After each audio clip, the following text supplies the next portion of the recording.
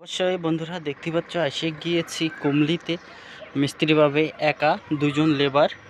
আজকের কাম হচ্ছে বন্ধু, কামের ভিতর আমি ঠিক অবশ্যই তোমাদের দেখাইতে পারি নাই, কিন্তু আজকের কাম হচ্ছে এখান থেকে এটুক এক বেলার ভিতরে জোড়াই করে দিচ্ছি। কামও তো বেশি এখন নাই, অবশ্যই আজকে এই দেওয়ালটা ওই দেওয়ালটা জোড়াই করার ইচ্ছায় আছি। আজকে কমপ্লিট করে দেবো নিশ্চয়ই, তোমরা দেখবা।